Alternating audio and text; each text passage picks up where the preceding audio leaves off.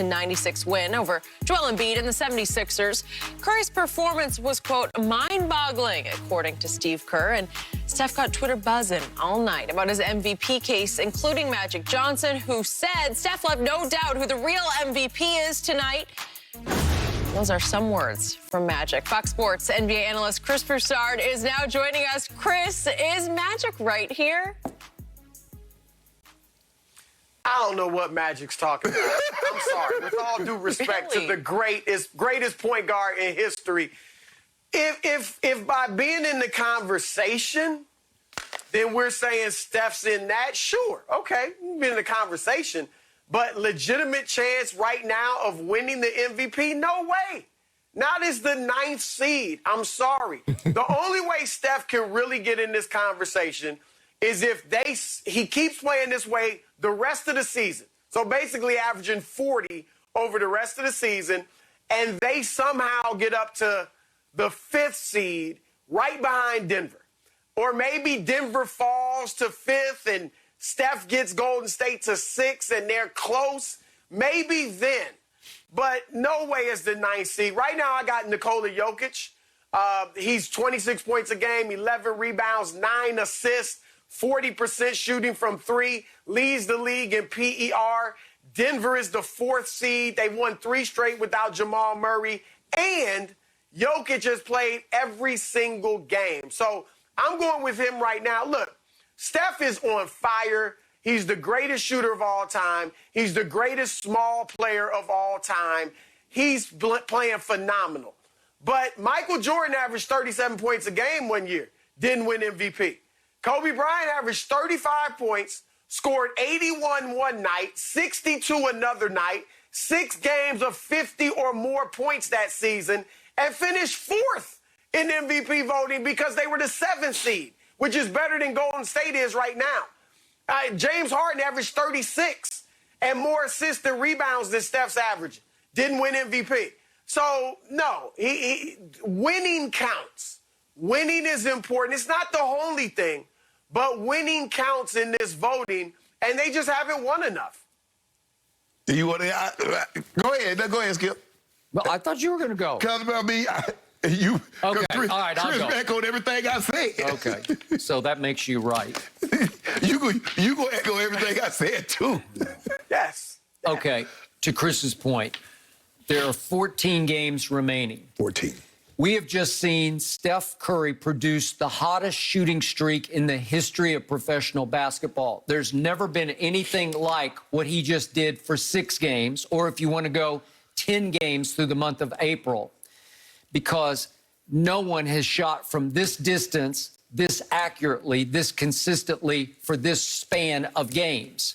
But obviously, we can't be, the phrase I think I invented back in cold pizza days, prisoner of moment. We can't be prisoner of April, but we could be prisoner of April and May because, to Chris's point, if you just keep on keeping on, at some point, Shannon and I are going to have to come in here some morning and sit back and say, well, I think we got to start having this conversation. It would help if he got into the playoffs. It would help. And yet, Dame is out now in Portland with a hamstring. I think everybody's pulled their hamstring. I don't know, maybe everybody's just on ice waiting for the playoffs to start. But the point is, the hardest game they had left was the one, the Golden State was the one they just played. So could they win out? It's possible they could win out. They're on such a roll right now. If Steph stayed on this roll and they won out, and to Chris's point, you vault up to at least the 6th seed, you replace Portland as a 6th seed, yeah, I think we'd have to have this conversation because, I don't know, maybe Jokic is going to be on ice here for a few games because they're going to need to start resting him. Maybe Embiid starts resting for the rest of their games. I don't know. It's between those two. I have Embiid slightly ahead, but to Chris's point, Jokic was so huge in double overtime last night. He was a monster. He edged ahead in PER for the year. Embiid is so incredible from the free throw line. He is simply the greatest 7-foot or taller free throw shooter we've ever seen in the history of this league, proving it yet again last night. He shot the most free throws in the league. He's making 86% of his free throws. That's off the charts. That's in Steph territory from 3, what he's doing from the free throw line at his height and size. But the point is that I need to see more because if we look at body of work pre-April 1st, man, Steph had played 40 games before April, and he was averaging 40.9% from three. That was on pace to be his worst three-point shooting year of his career. Mm-hmm. So you can't give me MVP off that. So now he caught fire, and he's all the way up to 43.1. Well, it's not even his career average, which is 43.4. Right now, he ranks 13th in three-point shooting in the league.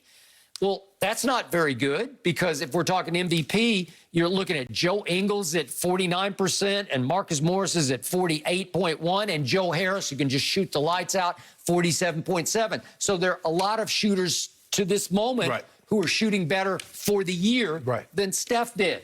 So, I'm sorry, but I will give you greatest hot stretch of shooting we've ever seen, but I can't give you MVP yet. Yeah, that's what I agree with everything you guys said. Like I said, and sometimes we get caught up because the ooh and ah factor is so great. The way he's dancing, pulling up, they're coming with the double team. He sees the double team. He lets it go from 30 before it gets there, Skip, and he swishes it. So down the stretch, 20 points. He didn't miss from three.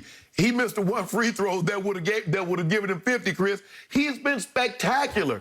But damn, doesn't it have to mean something to win the ball games? They're a 500 team right now. 500 team. 500.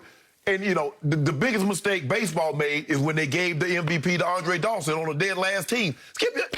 How good is this number? They can't be that good. You finished dead last. And they did that one year with Levon Hernandez, Felix Hernandez. He went to Cy Young. What a loser. Come on, man. You got at least have a winning record. Nah, look, Steph is unbelievable. You guys know this. Go ahead, Shannon. Go ahead. No, I was just saying, at least have a winning record. Then we can talk. But you're the 9th seed. You need to be at least 4th or 5th.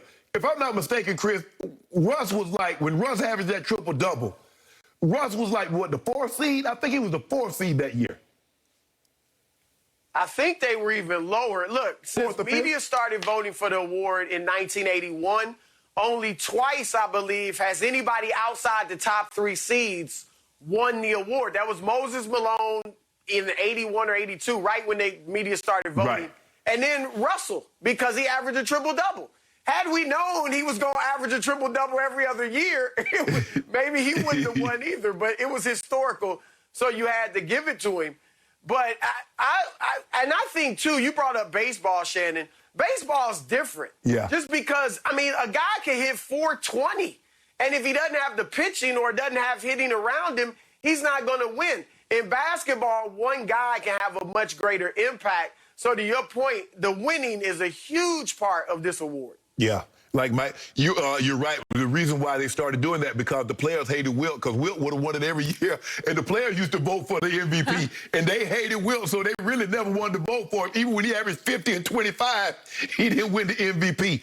But I agree with you, Chris. I just think the thing is, I love what I'm seeing from Steph, and it's unbelievable. And I think sometimes, Chris, you probably go through this a lot on your social media because you say somebody doesn't deserve the MVP, you're a hater. No, I'm not saying he's not good. I'm not saying he's not playing exceptionally well. I'm just saying that he hasn't put his team in position enough to win enough ball games that he should be considered the MVP at this point. Not to say we got 14 games. Now, the likelihood, Skip, of them going 14-0, I don't know if anybody's won 14 games straight this season. I don't see that happening. But if he were to somehow, by hook or crook, get to the 4th or the 5th seed, let's have a conversation. But I've had Nikola Jokic since everybody went down. As the number one, if my MVP, if I had one, he would be my guy, and he's done nothing to disappoint me since Jamal Murray went out. You want to know the truth about Steph's year? If you look at the whole body of work, seriously, he's actually had a disappointing year until April. And April went crazy off the charts into the stratosphere. But if you look hard at all the off nights he's had 8 bad shooting nights pre-April. They should be better. Just because of him, they should be better than a 500 team. All right, interesting. Chris, thank you. Thanks for your time today. We're switching to Philly. Was it Carson Wentz who played himself out of Philly? We'll tell you what Peter King had to say about this next.